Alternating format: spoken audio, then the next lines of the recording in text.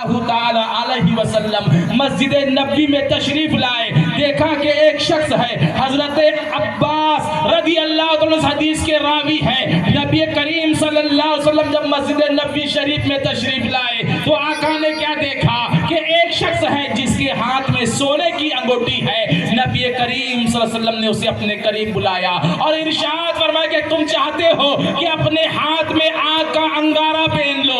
ये कहकर उसकी अंगूठी उतारी और फेंक दी और नबी करीम सल्लल्लाहु अलैहि वसल्लम का चेहरा सुर्ख हो गया। नबी आगे बढ़ गए। साहबा ने कहा ओ शख्स ये अंगूठी को उठा ले और उठाकर इससे नफा हासिल कर, जा लेकर जा इसे बाजार में फरोख्त कर ले या अपनी घरवाली को दे दे, इससे नफा हासिल कर ले, ये कीमती जेवरात है, इसको लेकर चला जा। उस शख्स की मोहब्बत देखिए, वो कहता है जिसको नबी ने एक बार फेंक दिया मैं उठाना गवारा नहीं करता। चीज किस चीज थी? सोने की, उठाना गवारा नहीं। और आज हमारा मामला क्या है? हम क्या कर रहे हैं? हम कौन से दौर में जी रहे हैं? ये पुरफितन दौर, ये खामोश मिजाजी तुम्हें जीने नहीं देगी। ये खामोश मिजाजी तुम्हें जीने नहीं देगी। इस दौर में जीना है तो कोहराम मचा दो। क्या बात है? ये दौर ऐसा दौर। मगर आज हमारी कौम कहती परेशान है। परेशानी आई किस वजह से? लोग कहते हैं हम तकलीफ में हैं। तकलीफ आई किस वजह से? हम हर चीज का हल तो तलाश करें। तकलीफ परेशानी आई हमारे आमालों की वजह से। जब से हमारे आमाल खराब होना शुरू हो गए, तकलीफें परेशानी आना शुरू हो गई। हमने जो हकदार थे उनका हक खाना शुरू कर दिया। जब से परेशान होना शुरू हो गए, जिसका जो हक था उसको दिया नहीं, छीनना शुरू कर दिया। जब से परेशान होना शुरू हो गए, हमने मस्जिदों को जो सजदों से भरना चाहिए था, हम मस्जिदों से दूर हो गए, परेशानियां शुरू हो गई। आज का जवान नए नए कामों को इजाद कर रहा है। अभी बर्थडे और गिड्डे बहुत चल रहा, और बर्थडे तो ऐसा चल रहा कि 170 साल का बूढ़ा हो गया वो भी बर्थडे मना रहा अपना। 70 साल की उम्र, ये सोचता नहीं कभी कि मेरे 70 साल जिंदगी के कम हो गए, अब मैं 70 साल के बाद कैसे बर्थडे मनाऊं। और अगर छोटा बच्चा है, साल 2 साल का बच्चा, उसका भी बाप बर्थडे मना रहा है। ऐ प्यारे इस्लामी भाइयों, ये बर्थडे मनाना तुमने कब से शुरू कर दिया? तुमने मुशरिकों की यहूद व नसरान के तरीके पे अमल करना शुरू कर दिया। और बर्थडे भी ऐसे वैसे नहीं हो रहा। जिसके पास माल है वो होटलों में पार्टी कर रहे, जिसके पास माल है वो होटलों में पार्टी कर रहे, और जिसके पास माल नहीं तो वो क्या कर रहे? जो गरीब है, जब देखा कि अमीर ने अपना मामला आगे बढ़ा दिया डालते पार्टी का फोटो व्हाट्सएप पे ग्रुपों पे चारों तरफ फैलना शुरू हो गई। तो क्या किया गरीबों ने, जब घोड़े ने अपने पैर में टांग नाल ठुकवाया तो क्या किया, मेंढक ने भी पैर ऊपर कर दिया कि अब मेरे पैर में नाल ठोके। क्या होगा इससे? घोड़े के पैर में नाल ठोकेंगे तो उसके पैर मजबूत होंगे, मेंढक का पैर ठोकेंगे तो क्या होगा? पता? और ऐसी हाल हमारी कौम का हो गया। जो कौम नबी की कोई सुन्नत नहीं छोड़ा करती थी, जो कौम नबी के हर हुक्म पे अमल किया करती थी, आज वही कौम यहूद व नासरा के तरीके पे चल रही है। और कौम का ये हाल हो गया, कभी बर्थडे के नाम पर और बर्थडे के नाम पे डीजे बजाए जा रहे हैं, बर्थडे के नाम पर घरों को सजाया जा रहा है, और बर्थडे के नाम पे नाच गाने हो रहे हैं, बर्थडे के नाम पर लोग फजूल खर्ची कर रहे हैं। फजूल खर्ची करने वाला कौन है? फजूल खर्ची करने वाला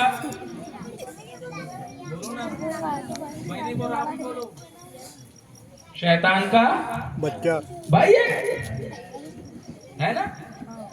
अब कौन कर रहा फजूल खर्ची? तकलीफ कहां से आ रही? बेसिक बात आप देखो, मैं कहीं बाहर से नहीं आया, मैं इसी मोहल्ले का हूं, मगर बेसिक आप देखिए कि हमारी गलतियां क्या हो रही है। और डीजे ऐसे बज रहे हैं, कभी बर्थडे के नाम पर, कभी छिल्ले के नाम पर, कभी छट्टी के नाम पर,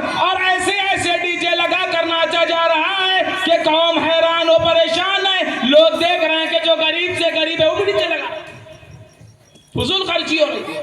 और डीजे का मामला इतना बढ़ गया, फिर उम्मीद रखते हम कि अब हमने डीजे लगाया, हम तो परेशान हैं, हमारी परेशानी खत्म नहीं होती। अगर वही डीजे का पैसा किसी मस्जिद या मदरसे में दे दिया होता तो सवाब भी मिलता और परेशानी भी दूर होती। दुरूद पाक पढ़े।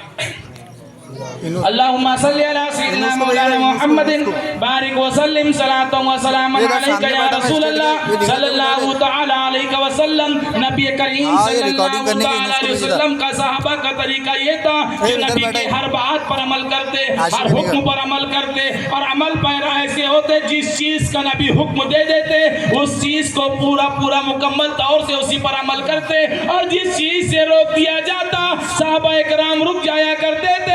प्यारे आका सल्लल्लाहु के प्यारे दीवानों, ना सहाबा की जिंदगी को उठा कर देखो, वो नबी के अखलाक को देखकर खुश हुआ करते थे, वो नबी के तौर तरीके को देखकर खुश हुआ करते थे, और सहाबा नबी से ऐसी मोहब्बत करते थे कि अपना धन मन जान सब कुर्बान करने के लिए तैयार होते थे। आज प्रोग्राम में तुम अपना वक्त कुर्बान करने को तैयार नहीं है।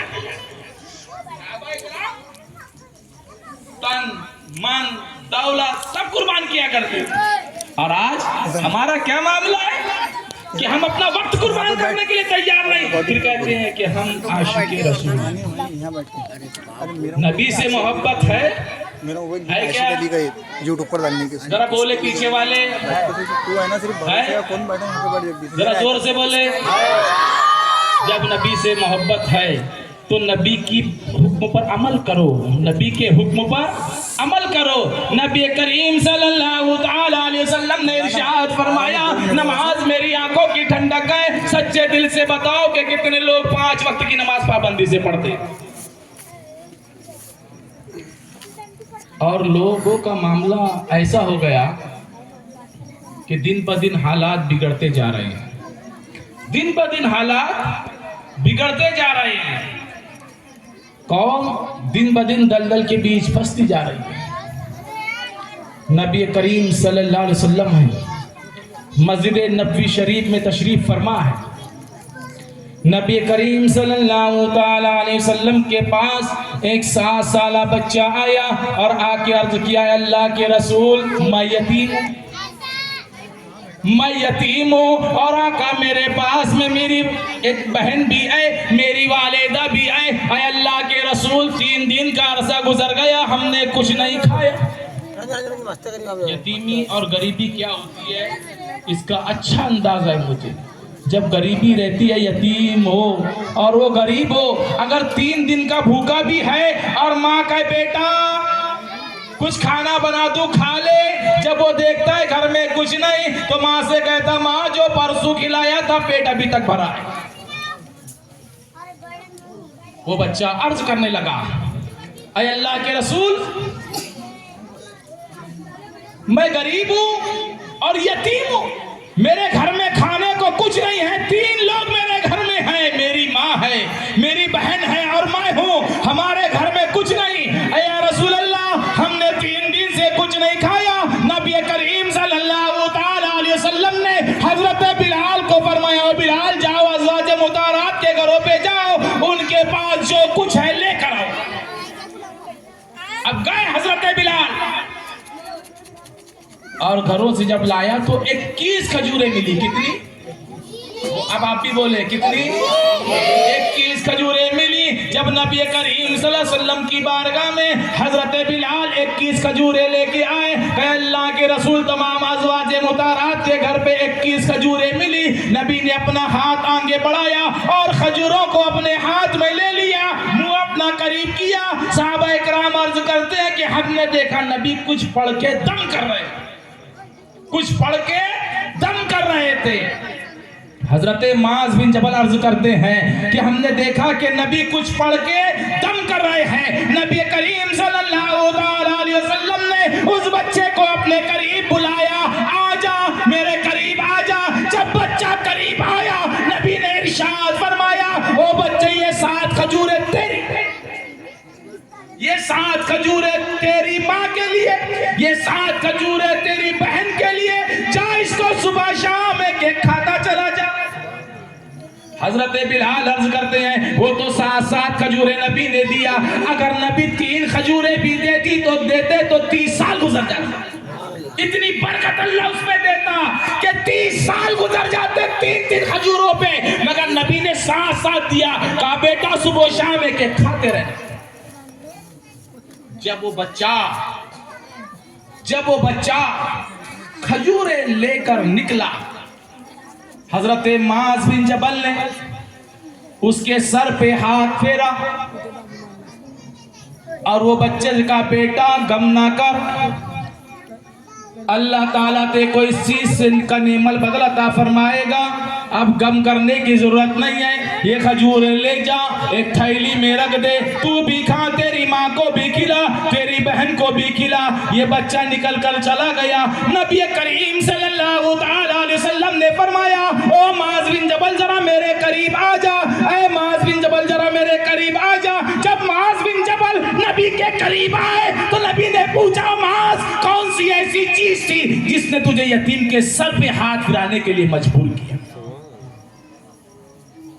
हजरत माज बिन जबल अर्ज करते हैं, या रसूल अल्लाह कोई चीज नहीं थी, मगर एक बात थी जो अल्लाह ने यतीमों के लिए रहमत मेरे दिल में डाली है, जो अल्लाह ने मोहब्बत यतीमों के लिए मेरे दिल में डाली है। बस इसी बात ने मुझे उभारा और मैंने उसके सर पे से हाथ फेर दिया। आका ने फरमाया, माज तुमने हाथ फेरा है, जितने बाल तुम्हारे हाथ के नीचे है अल्लाह तुमको ये हर बाल के बदले नेकी अता फरमाएगा। किया कुछ क्या उन्होंने? दिया बच्चे को?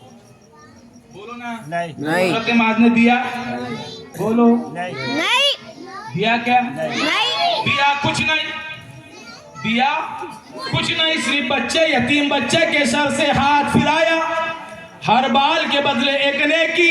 अब हमारा मामला उल्टा कि हम बच्चे के सर पे हाथ कब फिराएंगे? हम तो देखते हैं कि कोई बच्चा यतीम हो गया, उसके बाप ने कितना माल छोड़ के गया, हम उसके माल पर कब हक जमाएंगे?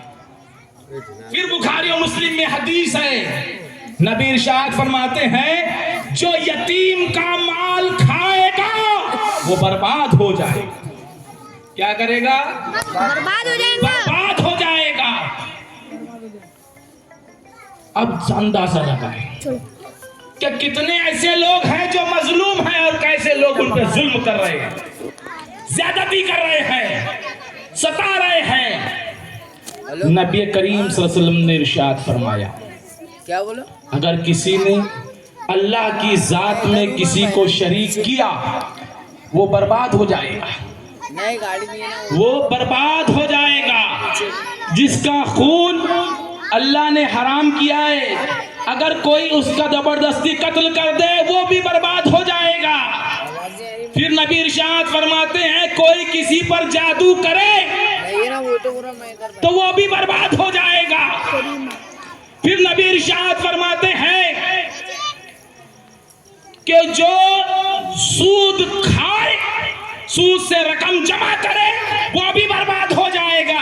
अभी सोचता इंसान कि मैं सूद के पैसे जमा कर लूंगा, सूद की सारी रकम मेरे पास रहेगी, मैं इसको अपने कारोबार में डालकर कारोबार बढ़ाऊंगा, मगर नबी इरशाद फरमा रहे हो बर्बाद हो जाएगी उसकी रकम। क्या होगी? बर्बाद। अब लोग चाहते हैं कि सूद की रकम जमा करके अपने कारोबारों को बड़ा करें, लोग चाहते हैं अपने कारोबारों को आगे बढ़ाए, सूदी रकम लेके अपने कारोबार को करें, मगर तरक्की मिलने वाली बोलो नहीं फरमाया। फिर नबी ने इरशाद फरमाया, पांचवी बात कि जो इंसान यतीम का माल खा ले, यतीम का माल खा ले वो भी बर्बाद।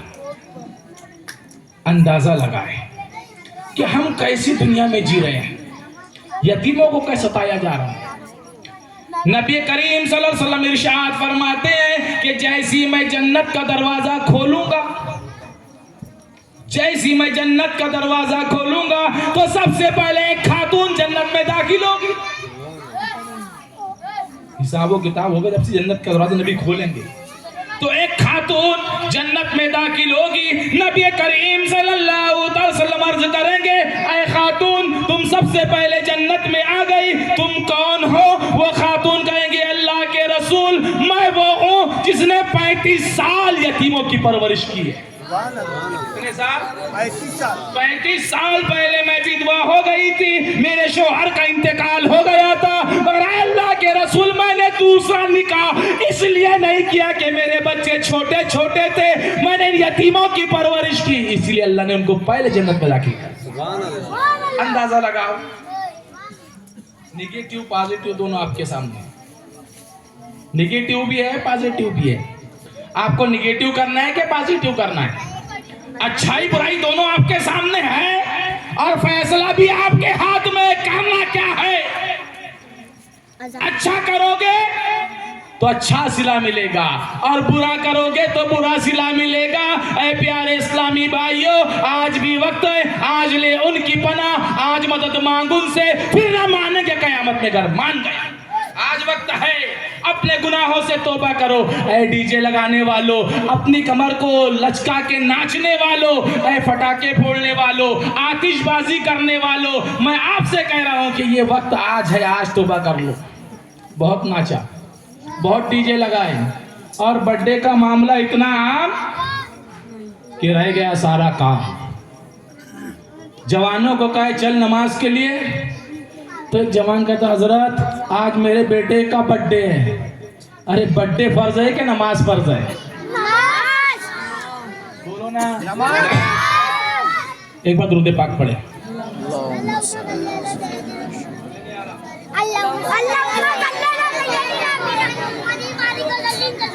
आप सो रहे हैं कि जाग रहे हैं? जरा पीछे वाले बोले जाग रहे हैं ना? तिबावत के दुरूद पाक पढ़े।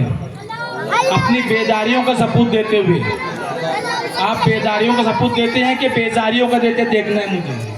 बड़े दुरूद पाक अल्लाहुम्मा सल्ली अला सय्यिदिना मौलाना मुहम्मदिन बारिक व सल्लिम सलातन व सलामन अलैका या रसूल अल्लाह सल्लल्लाहु तआला अलैहि वसल्लम। प्यारे इस्लामी भाइयों, जो हम फजूल खर्ची कर रहे हैं, जो हम फजूल काम कर रहे हैं, इस काम को छोड़े, नमाज की तरफ आ जाए। अल्लाह तो अपने बंदों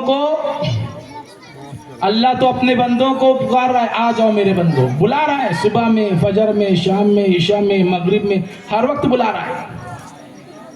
नारे तकबीर, नारे रिसालत, हज़रत अल्लामा आशिक साहब किबला, नारे तकबीर, नारे रिसालत।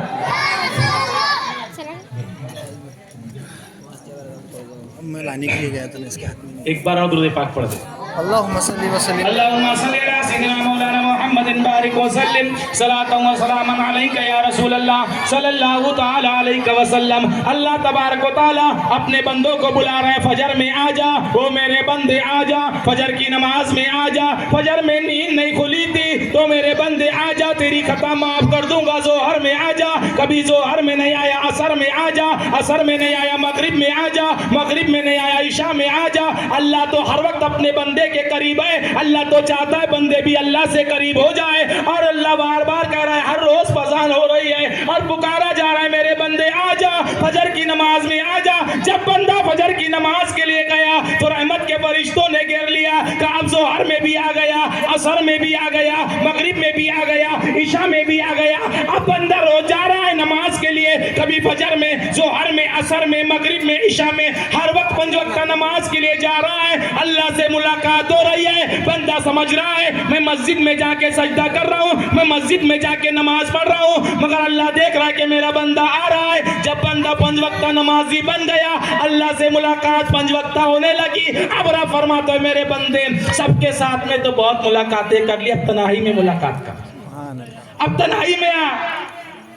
एक दोस्त अपने दोस्त से कब मिलता है?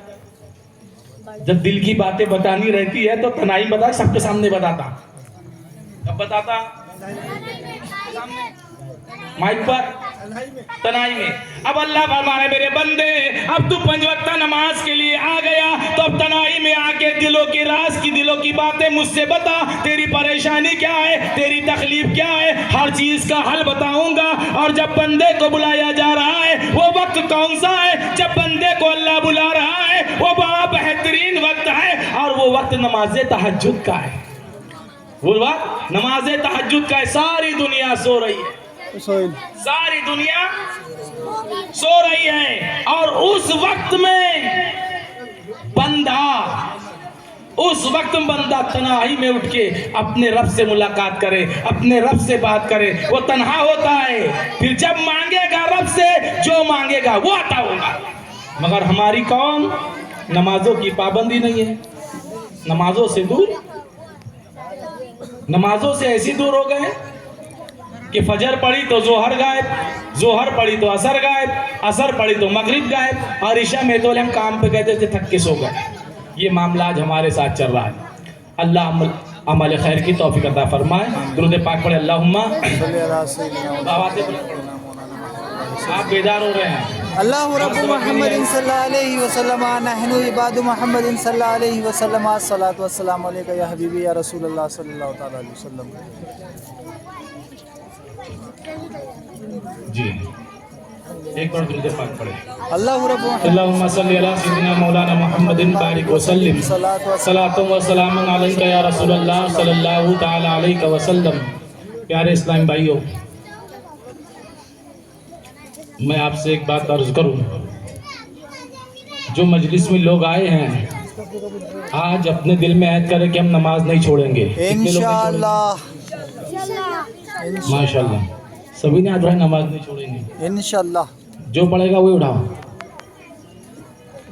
माशाअल्लाह, सब नमाजी बन जाएंगे इंशाअल्लाह। ऐ अल्लाह, जिन्होंने हाथ उठाया इनको सच्चा और पक्का नमाजी बना। आमीन। और कहीं ऐसे लोग हैं, कहीं ऐसे, हाथ नीचे कर दिया, कहीं ऐसे लोग हैं जो नमाज भी पढ़ रहे हैं, झूठ भी बोल रहे हैं, नमाज भी पढ़ रहे हैं, गुनाह भी कर रहे हैं, नमाज भी पढ़ रहे हैं, यतीमों को सता भी रहे हैं, नमाज भी पढ़ रहे हैं, जिना भी कर रहे हैं। ऐसे मामलात भी बहुत आ रहे हैं। और बेपर्दगी का मामला तो ये हो गया कि बेपर्दगी आम होती चली जा रही है। प्यारे इस्लामी भाइयों, अल्लाह ने मर्दों को हाकिम बनाया, और रिजालो कव्वामूना अलन निसा, आदमी जो है औरतों पर हाकिम है, यानी बादशाह। उसका काम है अपने घरों को संवारना। अगर एक जवान संवर गया ना, वो अपने पूरे घर को संवारेगा, और एक घर संवर गया तो पूरा मोहल्ला संवर जाएगा। मगर तरीक़ाकार हमारे पास नहीं रहा। आज वक्त है अपने आप को संभालो।